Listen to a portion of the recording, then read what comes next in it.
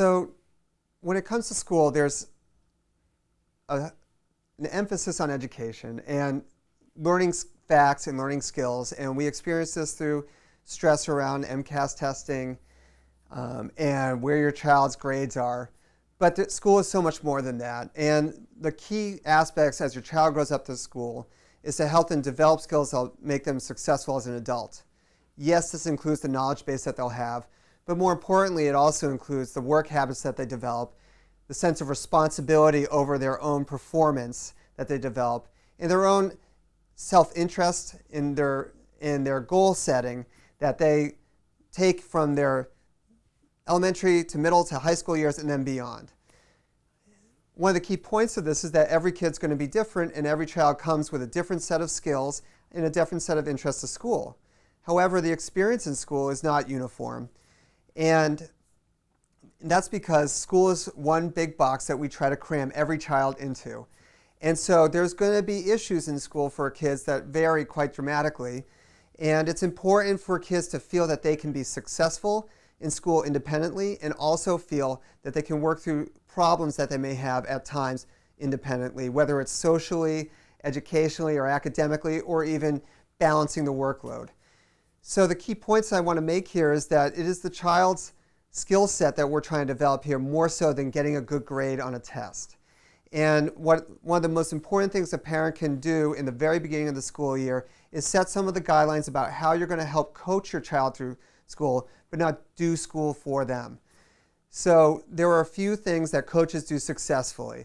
One is that they help to identify in their players, and in this case in your child, what their own interests are and what motivates them. And so doing some mutual goal setting at the beginning of the year goes a long way to help that child internally decide, how do I want to achieve? If your child comes up and says, I want to be a straight A student, the response should say, wonderful, what are the things that we can do to help make sure that you achieve that goal?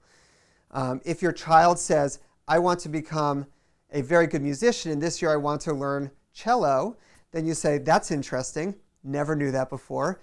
How do we go about getting you a cello? But if your child in turn comes around and says, I just want to get through the school year, you might want to probe a little bit further and say, well, what does that really mean to you?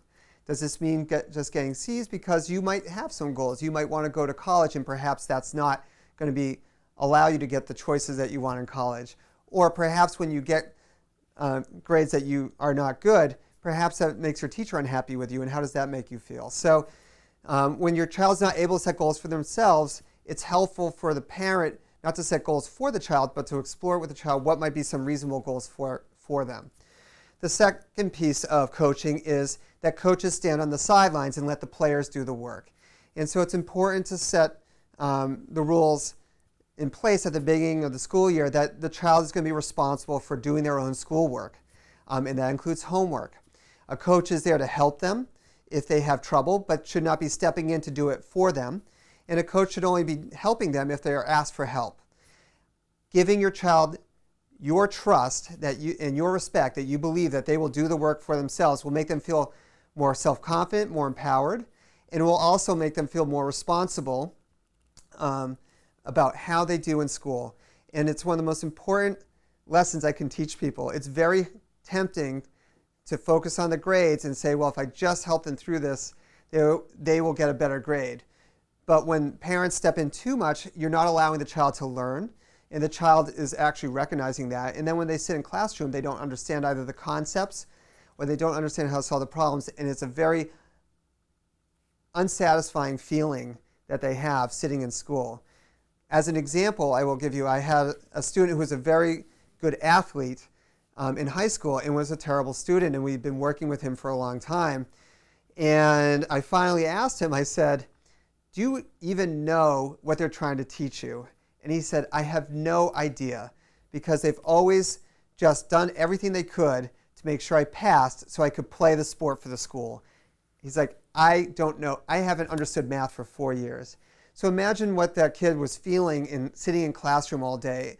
It's very easy to understand why he had no motivation to even try to do any work, because he didn't understand the material, because everyone was doing it for him. And we hear about this in college athletes who get these crutches put in place. You're not helping your child by putting crutches in place. What you are helping them by doing is, if they're struggling, is helping you identify the problem and getting them the resources, whether it's yourself to help teach them more, or tutoring, or work with the schools to figure out how can we best help this child understand the material. Along with that, it is important to put some structure to your day about when to do schoolwork. Kids tend to be procrastinators, especially about activities they don't enjoy.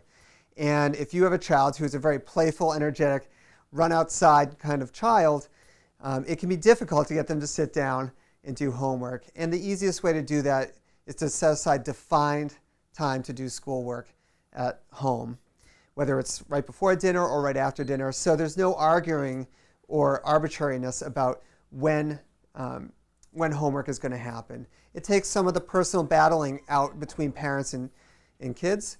It's not whether I told you to do your homework, it's simply that time of day, it's time to do it. And kids will tend to be able to start to organize themselves better with some understanding about how much work they have to do. When it comes to older children in middle school and high school, they also will have at times longer term projects that require some planning. In those cases, you may have to sit down with your child and take a calendar and map out on the calendar certain intermediate milestones to getting the project done. So if you are reading War and Peace, which is 100 million pages, it's probably not realistic that you're going to be able to do that in just 2 nights, Johnny. So we should start planning on reading 2 chapters a night and build that into your time frame for every day. Also, on a big calendar, it can be helpful to write down visibly so people can see when an important test is coming up or important school event is coming up. That might change the schedule a little bit. So kids have a point of reference for themselves to look at rather than trying to remember it in their own brain. The schools tend to try to help with this by trying to teach some study skills with using planners and agendas, but you can augment this at home by building more of the schedule around them, particularly for kids who are involved with after-school activities where things can get pretty busy. For preschool children who don't get homework or classwork per se, it is appropriate to, however, start imbuing these habits by household chores, simple things to help you around the house, so they understand that they are not grasshoppers, they have to be partially ants, and everyone contributes to the helping in the household. So whether you're putting away clothes or putting away dishes or cleaning up the house, it's good to involve kids at a young age with those activities. It also helps them, give them a sense of purpose and role in the family, and they'll be more likely to accept undesired jobs as they hit the school age years more easily.